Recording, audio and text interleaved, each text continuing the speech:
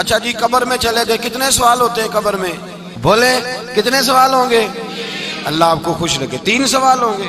پہلا کیا ہے؟ تیرا رب کون ہے؟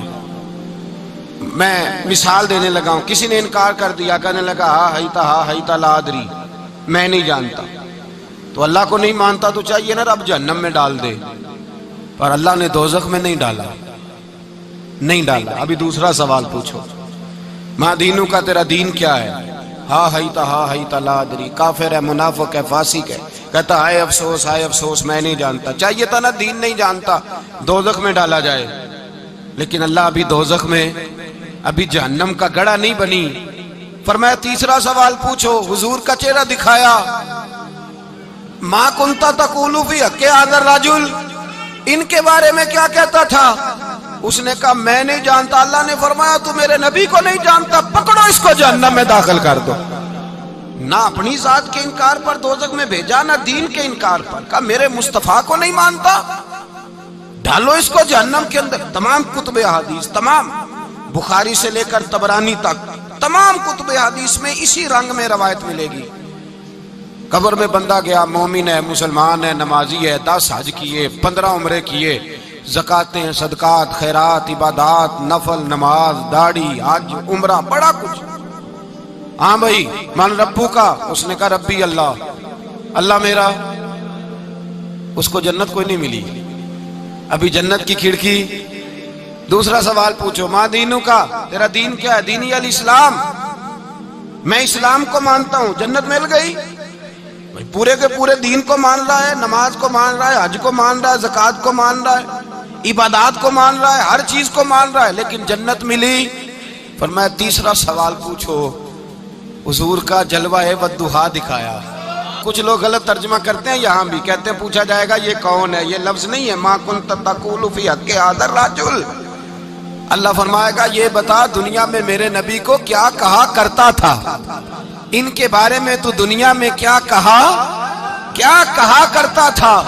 تو جو کہا کرتا تھا وہ کہہ کے اسی وقت پکار اٹھے گا کہ میں کہا کرتا تھا یا نبی پکارا کر، میں یہ کہا کرتا تھا یا نبی، میں یہ کہا کرتا تھا کہ دشمن احمد پہ شدت کیجئے، ملحدوں سے کیا مروت کیجئے، اور شرک ٹھہرے جس میں تعظیم حبیب، اس برے مذہب پہ لعنت کیجئے، اور مثل فارس زلزلے ہوں نجد میں ذکر آیاد ولادت کیجئے، اور غیظ میں جل جائے بے دینوں کے دل، یا رسول اللہ کی کثرت کیجئے، یا رسول اللہ کی کثرت۔ میں یہ کہا کرتا تھا۔ اچھا اس نے اللہ کو مانا، دین کو مانا، جنت نہیں ملی۔ جب کہنے لگا نا ہوا محمد الرسول اللہ صلی اللہ علیہ وسلم، جب حضور کو پہچانا، حضور کو، نبی پاک کو پہچانا، تو فرمایا نہیں میرے یار کو جانتا ہے، اب کھول دو جنت کا دروازہ۔ تو بھائی مغز قرآن، روح ایمان، جان دین، ہست حب رحمت للعالم، حضور کی محبت اصل ہے دین کی۔ قرآن مجید سورہ توبہ آیت نمبر 24، کوئی تفسیر نہ پڑھیں، صرف اس آیت کا ترجمہ پڑھیں، خالی ترجمہ، اور ایک ایک بات کو اللہ تبارک و تعالیٰ نے بالتفصیل بیان کیا۔ فرمایا کل ان کان آباؤکم، اے محبوب آپ ان سے فرما دے اگر تمہارے باپ، وابناؤکم تمہارے بیٹے، واخوانکم اور تمہارے بھائی، وازواجکم تمہاری عورتیں، وعشیرتکم تمہارا کنبہ، تمہارا خاندان، واموال اقترفتموہا اور تمہارے کمائی کے مال، ذرا گنتے جائیے چیزوں کو۔ فرمایا محبوب کہہ دیں تمہارے باپ بھی، تمہارے بیٹے بھی، تمہارے بھائی بھی، تمہاری عورتیں بھی، تمہارا سارا ہی خاندان، بات ہی ختم کر دی، تمہارا سارا ہی خاندان، واموال اقترفتموہا اور تمہارا کمایا ہوا مال۔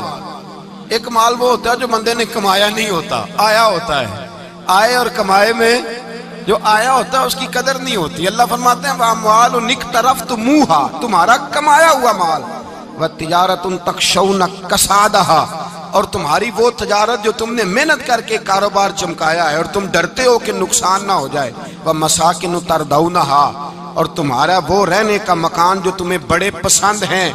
یہ ساری چیزیں گنوا کے کہا احب الیکم من اللہ ورسولی، اگر یہ چیزیں تمہیں خدا سے زیادہ پیاری ہوں اور خدا کے رسول سے زیادہ پیاری ہوں، وجہاد فی سبیلہ، اور ان کے رستے میں جہاد سے زیادہ پیاری ہوں، پھر کیا کرو؟ فتربصوا، انتظار کرو، حتی یاتی اللہ بامری، یہاں تک کہ اللہ تم پر اپنا عذاب لے آئے گا۔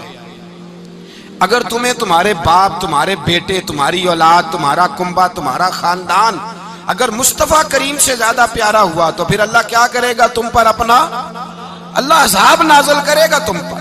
اگر یہ چیزیں تمہیں خود رسول پاک نے بیان کیا، اور لفظ انداز دیکھیے حدیث پاک کا، لا یؤمن احدکم حتی اکون احب الیہ من والدہ وولدہ، تم میں سے کوئی اس وقت تک مومن ہی نہیں ہو سکتا جب تک میں اسے اس کے ماں باپ اور اس کی اولاد والناس اجمعین، اور بات ہی ختم کر دی، فرمایا جب تک سب لوگوں سے بڑھ کر مجھ سے پیار نہ کرے اتنی دیر تک مومن ہو سکتا۔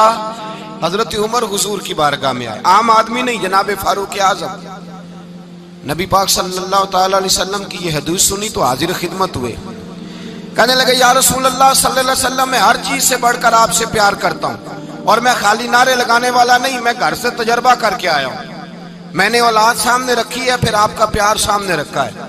حضور مجھے اولاد نہیں زیادہ پیاری، آپ زیادہ پیارے ہیں۔ اولاد زیادہ پیاری نہیں، ہم نے بھی کبھی سامنے رکھی ہے اولاد اور حضور کا پیار جی۔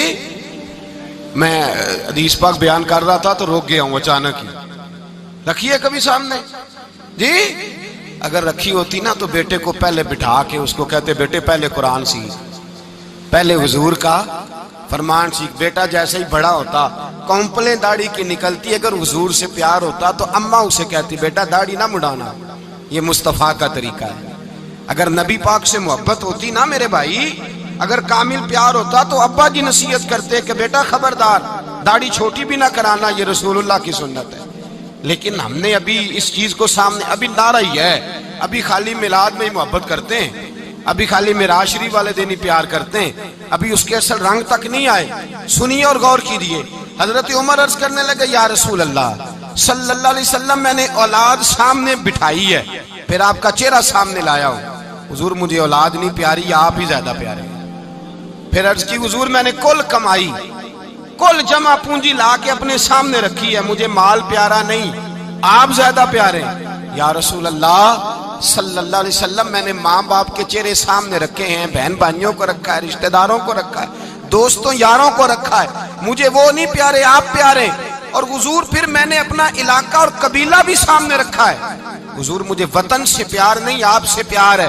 اور محبوبہ حد ہو گئی، میں نے اپنی عزت بھی سامنے رکھی ہے، عزت بھی، لیکن محبوبہ مجھے عزت نہیں پیاری، آپ زیادہ پیارے ہیں۔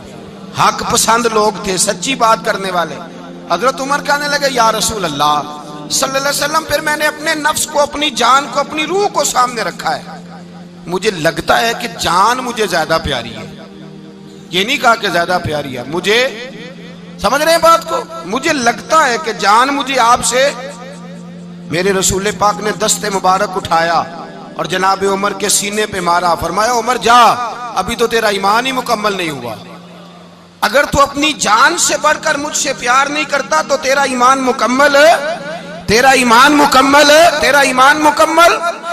حضرت عمر کہتے حضور کا ہاتھ لگا تو میں نے اعلان کیا، میں نے کہا محبوبہ تیرے دست مبارک نے خیر کر دی ہے، حضور اب مجھے آپ جان سے بھی زیادہ پیارے ہو گئے، آپ اشارہ کریں میں جان قربان کرنے کو بھی تیار ہوں۔